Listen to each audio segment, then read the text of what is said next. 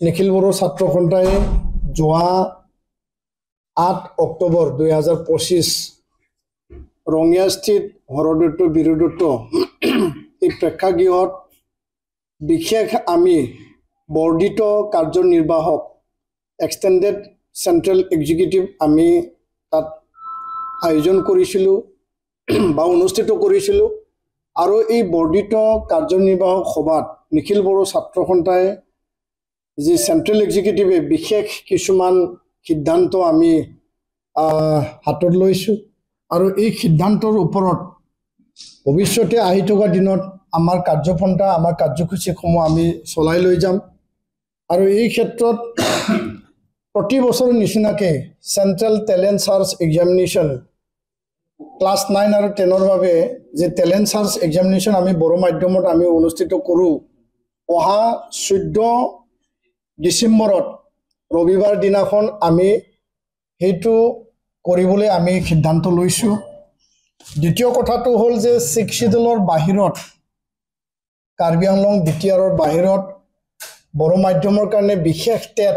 অনুষ্ঠিত কৰিবৰ কাৰণে অসম চৰকাৰৰ মাননীয় শিক্ষামন্ত্ৰী ডক্টৰ অনুজ পেগুৰ লগত আমাৰ আলোচনা হৈছিল আৰু এই ক্ষেত্ৰত আমাৰ সিদ্ধান্ত আমি লৈছোঁ তৃতীয় কথাটো হ'ল যে আন্ডাৰ 13 বয়জ আৰু আন্ডাৰ 15 গাৰ্লছ দুইটা যি এটা এজ গ্ৰুপ আছে তাত আজি ফুটবল টুৰ্নামেণ্ট অহা নৱেম্বৰ মাহত প্ৰতি বছৰৰ নিচিনাকৈ আমি under 13 boys under 15 girls tournament আমি সমগ্ৰ অসমত জিলা ভিত্তিত আঞ্চলিক ভিত্তিত এইটো অনুষ্ঠিত কৰিম ইয়াৰ লগতে এটা সুখবৰ যে যোৱাবাৰ যোনটো আন্ডাৰ 13 আমাৰ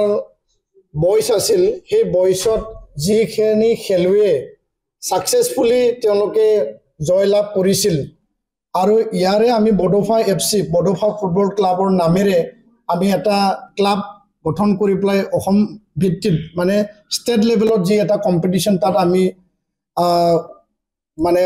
তাত উত্তীৰ্ণ হ'ব পাৰিছিল বা জয়লাভ কৰিব পাৰিছিল আৰু এই জয়লাভৰ পিছত আন্ডাৰ 13 যি বডোফা এফসি পোন প্ৰথমবাৰৰ বাবে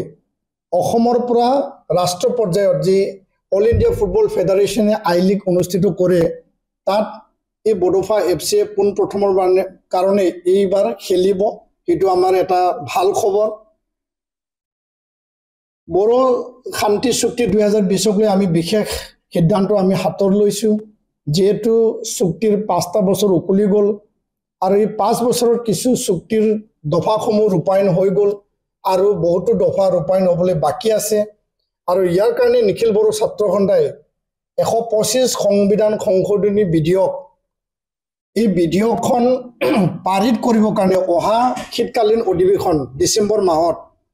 আৰু এসটি হিল কাৰ্বি আংলঙৰ বিষয় ইয়াৰ লগতে বড়ো কছাৰী কাউন্সিলৰ পূৰ্ণাংগ মৰ্যাদা আৰু আনফালেদি বিদ্যালয় প্ৰাধিকৰণ ফৰেষ্ট ৰাইট এক্ট আৰু সীমা সম্প্ৰসাৰণ গাঁও অন্তৰ্ভুক্ত এই যি মেইন যিখিনি ইস্যু এই ইস্যুসমূহ আগবঢ়াই নিয়াৰ ক্ষেত্ৰত আৰু ডিসেম্বৰ মাহত শীতকালীন সংসদৰ যি অধিৱেশন হ'ব তাত 125 সংবিধান সংশোধনী বিধেয়ক যি 6 শিডিউল হেতু পাৰিত কৰিবৰ কাৰণে নিখিল বড়ো ছাত্ৰ সন্থাই ভাৰত চৰকাৰ অসম চৰকাৰৰ আৰু নিখিল বড়ো ছাত্ৰ সন্থাৰ মাজত এটা ত্ৰিপাক্ষিক আলোচনা সন্মানীয় গৃহমন্ত্ৰী অমিত শাহৰ উপস্থিতিত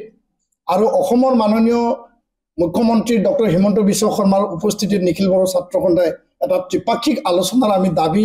আমি প্ৰস্তাৱ ৰাখিছোঁ আৰু দাবী আমি আহ্বান জনাইছোঁ তৃতীয় কথাটো হ'ল যে অহা অক্টোবৰ মাহৰ শেষ মানে সপ্তাহত নিখিল বড়ো ছাত্ৰ সন্থাই অসমৰ প্ৰতিটো জিলা স্তৰত ৰেলী ফৰ একৰ্ড ইমপ্লিমেণ্টেশ্যন চুক্তি ৰূপায়ণৰ কাৰণে এটা সজা মানে ৰেলী আমি আয়োজন কৰিম প্ৰতিটো জিলাত সেই ৰেলী হ'ব সেই কথাটো আমি সিদ্ধান্ত লৈছোঁ আৰু সেই সিদ্ধান্তটো হ'ল যে নৱেম্বৰ মাহৰ শেষ সপ্তাহৰ পিনি শীতকালীন অধিৱেশনৰ আগে